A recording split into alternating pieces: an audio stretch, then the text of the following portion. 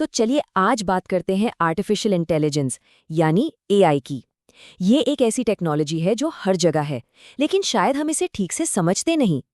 तो आज हम इसी गुत्थी को सुलझाने की कोशिश करेंगे। कभी सोचा है कि नेटफ्लिक्स को कैसे पता चल जाता है कि अगली कौन सी फिल्म हमें देखनी चाहिए? या सिरी हमारे सवालों को इतनी आसानी से कैसे समझ लेती है? ये सब एआई का ही कमाल है। ये हमारी जिंदगी का हिस्सा बन चुका है और हमारे एक्सपीरियंस को और भी पर्सनल और आसान बना रहा है। तो आखिर ये एआई क्या है? चलिए बिल्कुल बेसिक से शुरू करते हैं।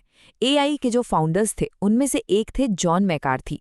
उन्होंने कहा था कि ये इंटेलिजेंट मशीन बनाने की साइंस और इंजीनियरिंग है।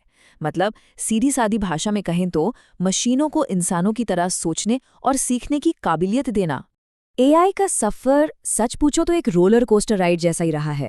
इसकी शुरुआत हुई 1956 में एक बहुत बड़े सपने के साथ। फिर आया इलाइजा, पहला चैटबॉट जिसने हमें दिखाया कि भविष्य में क्या क्या हो सकता है।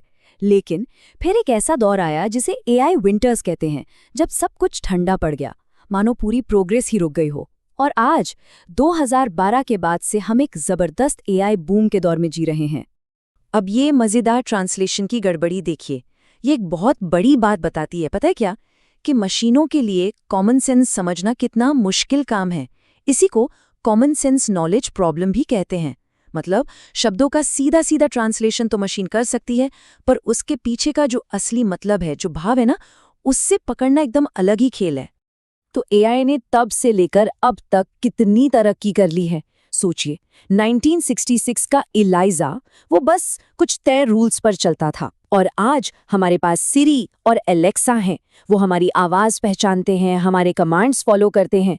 लेकिन हाँ, ये याद रखना भी ज़रूरी है कि ये भी अपनी प्रोग्रामिंग के दायरे से बाहर नहीं जा सकते।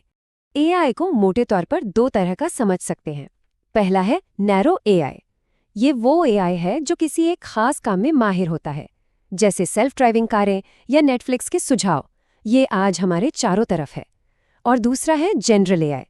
ये वो एआई है जो इंसानों की तरह कोई भी काम सीख सकता है, समझ सकता है। ये अभी भी साइंस फिक्शन जैसा ही है, एक सपना जो पूरा होना बाकी है। अच्छा, यहाँ एक बहुत बड़ी गलतफहमी है जिसे दूर करना ज़रूरी है। कई लोगों को लगता है कि एआई का मकसद इंसानी दिमाग की नकल करना है, पर ऐसा नहीं है। असली मकसद है प्रॉब्लम्स को सॉल्व करना। सोचिए, एक हवाई जहाज किसी चिड़िया की तरह पंख थोड़ी ही फड़फड़ाता है, पर वो उड़ने का काम तो बखूबी करता है ना। बस एआई का भी कुछ ऐसा ही है। उसे इंसान की तरह सोचने की जरूरत नहीं, उसे बस काम को बेहतर तरीके से करना है।